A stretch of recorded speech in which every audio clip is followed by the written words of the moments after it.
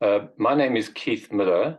I'm involved with and a supporter of the South African Film Festival and Education Without Borders, the charity we support in Cape Town with the film festival. I'm talking today to Kobus Olivier, the central character of the documentary War Dogs and I think I was asked to interview Kobus because I have the name of a very famous Australian cricketer, whereas Kobus has played and taken cricket all over the world, sometimes to unexpected places such as the Ukraine. Kobus, thank you very much for joining us today. I'll start with a brief quote from a review I read about your film, which really loved your film.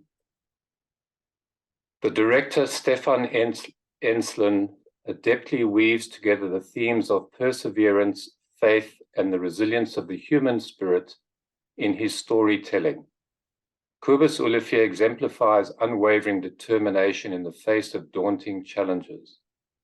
This real-life story of love, hope, and faith is most inspirational. Kobus, the film tells us about your great passion for cricket and the love of your dogs, Kaya, Ollie, Jessie, and Tiki. Please, could you tell us a bit about your life in South Africa and elsewhere prior to the time of the film, and how it came about later that you ended up teaching and coaching cricket in Ukraine? And also, if possible, a little bit about your life in Kiev before the war. Thank you, Kobus. Thank you very much. Very nice to meet you guys, and a real honor for our documentary, our story, to be a part of the South African Film Festival in Sydney. I'm like as my name would say, Kobus Olivier, a typical South African Afrikaans boy. My childhood memories are one of it's just cricket. It's cricket and dogs. I've always had dogs. My parents always kept dogs. I grew up with dogs in the house, and then cricket. My dad getting me in the car after school, rushing me off to club cricket, to practice sessions on Saturdays, driving me, like I think every South African dad, driving me off to sport, to cricket on a Saturday and Sunday morning. So it was always sort of dominated by cricket, playing cricket. And it started off in Johannesburg. My father was a lecturer at the then called Rand Afrikaans University. It's now called University of Johannesburg. And I went to school in Auckland Park, where I played cricket.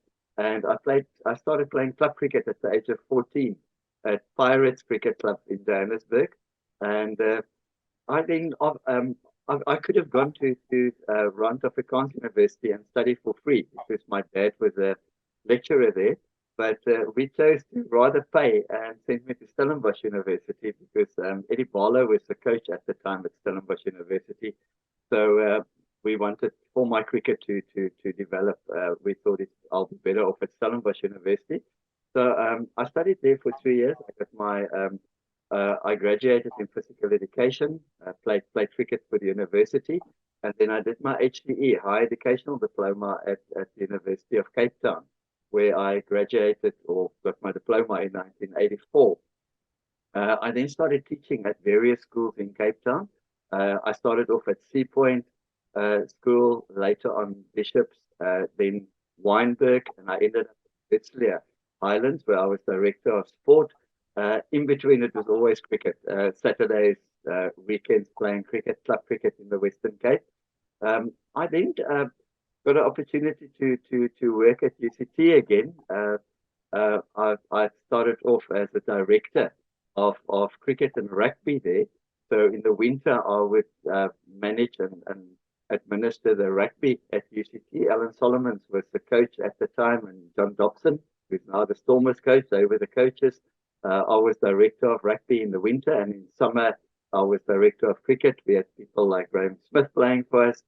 So those were fantastic years. I was at the university working as director of cricket and rugby for 14 years. And then in 2000, I applied for a job in Holland to be with the Dutch Cricket Board as a national youth coach and development officer. That was a seasonal job, so it was only for 6 months of the year, which was the South African summer, it was the South African winter and in the northern hemisphere it was summer in Holland. So I approached university and asked them if I could switch over in 2000. I was there from 1996 to 2010. If I could switch over to a contract at the university and only do the cricket in summer, and then winters go to play to work in Holland, in Amsterdam, which they agreed to. So I then started this nomadic lifestyle. I was 6 months in Cape Town, 6 months in the Netherlands, and in 2014. I got the job as CEO of cricket in Kenya. So I ended up spending a year in Nairobi. My dad was still alive at that time. My mom passed away earlier. So I took my dad and at the time my 3 dogs to Kenya, where we settled down in Nairobi.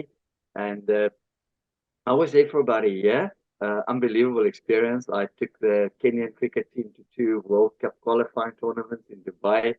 And I then sort of decided to do my own thing. I've always wanted to start something on my own and not really work for a boss. So I ended up going in 2014. I took my dad and my dogs at the end of 2014 to Dubai, where I started my own cricket academy with Ashwin, Indian cricketer. And I was in Dubai for 4 years doing cricket there with my academy. And I was also at King's Al Basha School as director of cricket. And then sort of on I went to Kiev. It was incredibly hot in Dubai, and I looked on a map. I've never heard of Ukraine and Kiev, to be honest. And I just sat with my dad one day, and I looked at a map, and I said, I've just got to get away from the heat, and I've got to find a place where there's snow. It was in December, and I saw this. A picture of Kiev with snow, and I said, where? And I googled, and I saw I could get a cheap air flight ticket on Fly Dubai. It's a 6-hour flight to Kiev, and I then booked a hotel in Kiev online. And about 2 days later, I was on my way to Ukraine for the first time, and I just fell in love with Kiev. It's the most beautiful city. It's like an energy that just worked for me. So in 1 year, I went 7 times. Even when I had a long weekend, I would go off to Kiev for the weekend. And I then said to my dad one day, you know what? We've had 4 years in Dubai. Let's try. It's just you, me, and the 3 dogs. Let's try Kiev. So and then unfortunately, just before I left, 3 of my dogs, all 3 dogs actually died basically of old age in Dubai. So about a month before I left for Kiev, I got a new little dog, Tiki. So I ended up going with my dad. I put my dog. My dad at that stage was quite old. He was in his 80s and he couldn't walk. So he was in a wheelchair. I took care of him. So I got my dad in the wheelchair. I always say my dog's in 3 boxes and 3 suitcases. And I got on the plane and I went to Kiev on a wing and a prayer. I had no real plans. I didn't know what I was going to do. I had a little bit of savings from Dubai that kept me going for the first 3 months. And I then ended up in Kiev with my dad and Tiki. And then Tiki has the 3 little ones, quite famous because of their own movie, which they're very proud about. So it was then me, my dad, and my dogs. And then unfortunately, my dad passed away in my 2nd year in Kiev. Passed away in the apartment where we were staying. And how did you get involved in cricket in Kiev? I mean, one doesn't associate Ukraine with cricket. It's actually quite a funny story, Keith. Originally, one of the reasons I left Dubai, and I was coaching cricket every day, running your own academy and at the school. And I said to my dad, I've actually also, it's the heat, and also I'm actually, I never thought I'll say it, but I just need a break from cricket. And in Ukraine, as far as I know, there's no cricket. So I actually went to Kiev to get away from cricket, to take a break. And then after I started teaching English, I'm a teacher by profession. I've been teaching in various schools in South Africa, and I then started teaching English at corporate companies as an English native speaking teacher. So I worked in corporate companies, mostly IT companies, after hours. I was teaching their staff. And I also then got a job after about 4 months in Kiev. I started working at Academy A+, which is the best private school in Kiev. It was a huge surprise to get the job. And they employed me as an English native speaking teacher, but I also taught some sport because I'm actually a qualified PE, physical education teacher. So I started doing these English lessons with the kids, and you just, as a native speaker, you just talk to them. And it got quite boring at one stage. I covered all the subjects, like topics like, you know, do you like traveling? And they'll tell me yes, they like traveling, and then tell me about their pets. And the one day, in sort of desperation, I showed them a video. I told them about cricket, and they wanted to see cricket. So I showed them a little video clip of Jonty Rhodes, the 10 best catches of Jonty, who in my mind is the greatest fielder cricket has ever seen. And, you know, Jonty's always diving and those diving stops and catches. So the kids were absolutely fascinated, and they all play football in Ukraine. And they relate to this, to Jonty as a football goalkeeper, the diving stops and that. And they all then said, no, but they want to play this cricket like Jonty. And he actually became a household name in my school then. So I got some equipment from Dubai. Some friend of mine sent me the mini cricket equipment, and I started playing cricket with him, softball cricket, during my English lessons, because it's all in English anyway. I can't speak Ukrainian or Russian. So the kids became absolutely obsessed with cricket, and it just took off from there. And then I got approached by the Ukrainian Cricket Federation. They were actually existing, but that was all expat Indian players that had their own league, and they were playing cricket in Ukraine in their own leagues, mostly in Kharkiv at the university there. These Indian students were all studying medicine there. So they heard about me. Their president, Mr. Deep Singh, contacted me and said, hey, I hear you're playing cricket in the schools. So I met up with them, and they then asked me to become the CEO of Ukrainian cricket. And my focus was on developing cricket in Ukrainian schools for Ukrainian children.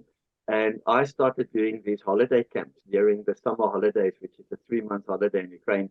I would run my own cricket camps.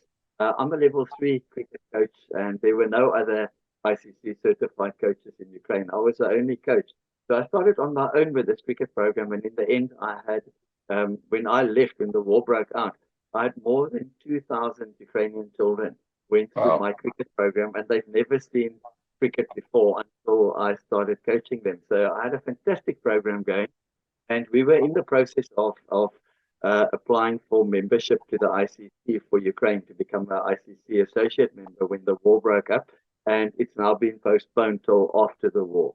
So that process is still in the pipeline. So, Kobus, the film obviously shows us your experience when the war began, and also sort of ultimately your escape from Ukraine. And I just was interested to know, at what point in time did the notion of a film come up? How did the film come about? Did Stefan Ensslin contact you?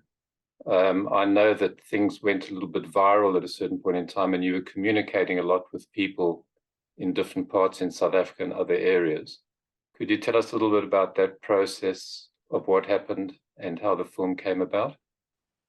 Yes, I started taking, you know, if you watch the movie, you'll see the first 10 days I was stuck during the curfew when the bombing was really bad, very close to my apartment in Irpin, which were absolutely destroyed.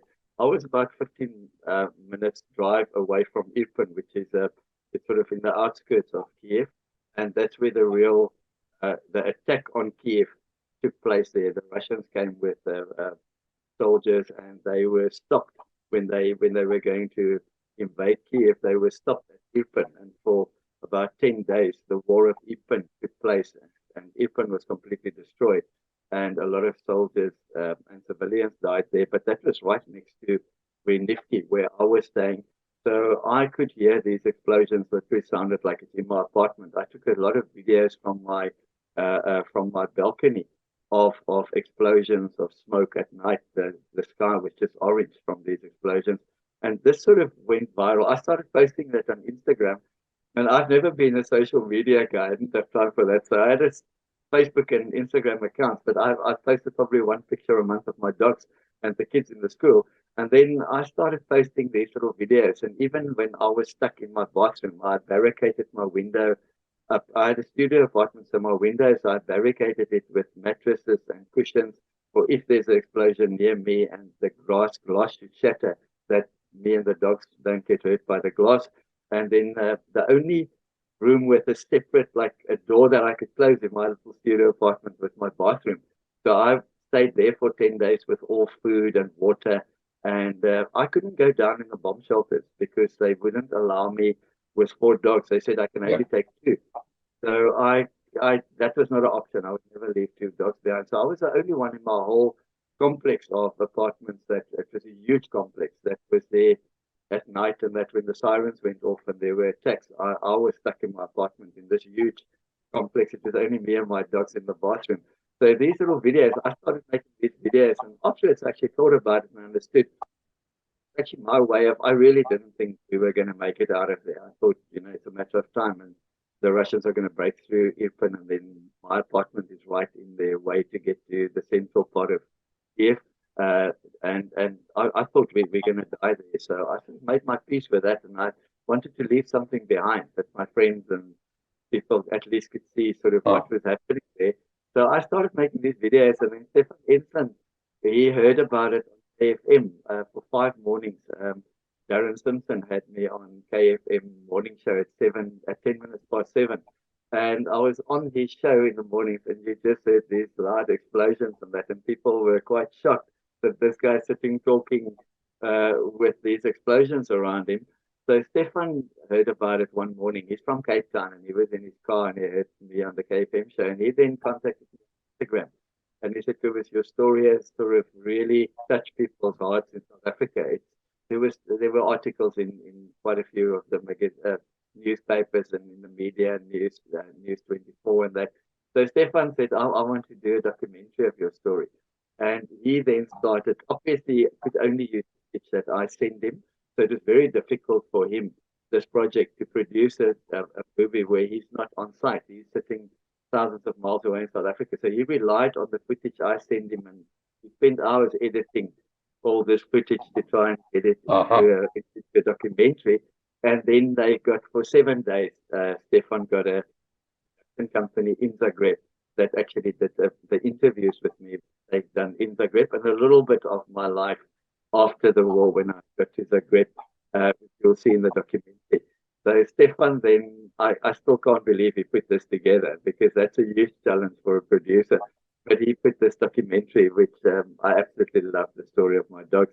And fantastic. I was going to ask you, you're obviously very happy with the result, how the documentary turned out and what he's done. Yes. I mean, for me, I've had fantastic feedback. People have contacted me on social media, and I've actually got my own following now, the regulars on Instagram, people mostly in South Africa that really follows my story, South Africans, and a lot of them say very beautiful things, that it really inspires them. It gives them hope in bad times. It puts life a bit into perspective, that it's not, there's always a way out. If you have, I've got this little saying, where there's love, miracles happen. And this whole journey was just filled with miracles for me and my dogs. Every time when we were, there was absolutely no way out. It was impossible. Some little miracle or big miracle happened again, and somehow we managed to keep going. We kept going until we made it to Zagreb, and it was a journey that should have taken us 5 days to get from Kiev to Zagreb. Took us 4 weeks, and every time when we thought we've made it, we're safe, and then something happened at the border post, or they changed, in Poland they changed the law, and I got 15 days to get out with my dogs. It's really, I'm incredibly happy that if I could actually help people, if this documentary could inspire people a little bit and give some hope in really living tough times at the moment. A lot of people are all over the world are suffering, and if this gives them a little bit of hope or inspire them a little bit not to give up. That's fantastic, and I believe there'll be a book coming out, so we'll look forward to finding out more about that. And Kobus, fabulous. Thank you very much for your time and for talking to us. I certainly enjoyed the documentary. I've had the privilege of seeing it already, and I'm sure people will find it really interesting. And Yeah, great to chat to you, and I'm sure we'll talk a little bit at a later stage about other things such as cricket. Yes, thank you so much. I really hope you'll enjoy the book as well. It's called Not Without My Dogs, and I really hope you enjoy the book as much as the documentary. Thank you so much. Thank you very much. Thank you, Kobus.